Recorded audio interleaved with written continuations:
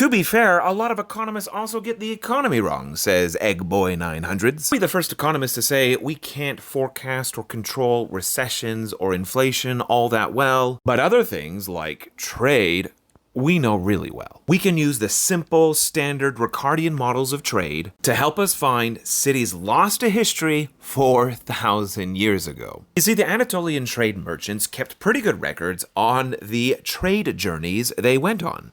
So this paper took tens of thousands of these records.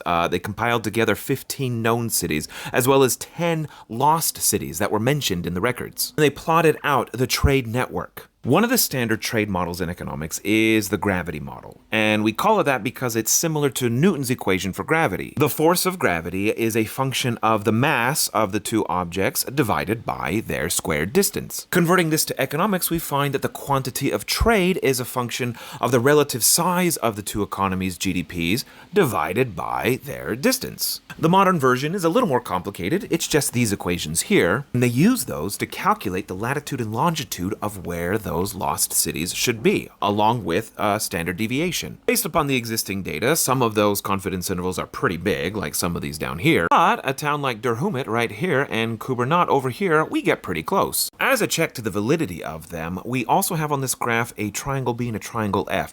Those are the current estimates based off of the qualitative analysis of the existing historical and archaeological guesses. A pure quantitative gravity model that doesn't take any of the qualitative data into account is where we get the concentric circles, and we find it does a really good job of getting us in the right neighborhood. It works by saying if you trade more with Kanesh, which is a known location, you're likely to be within a certain radius of Kanesh. And then we see how much you're trading with other known locations, narrowing down the likely location of the lost city. They calculate the elasticity or the sensitivity of distance to trade and find that the impact on trade around 1880 BCE was surprisingly similar to what it is today. Human economic behavior on trade basically operate on the same principles today. This paper is just so wickedly cool. I mean, they digitized thousands of 4,000-year-old records, quantified them, thrown them into the standard model, and then made cool new discoveries. I think modern econ is pretty cool.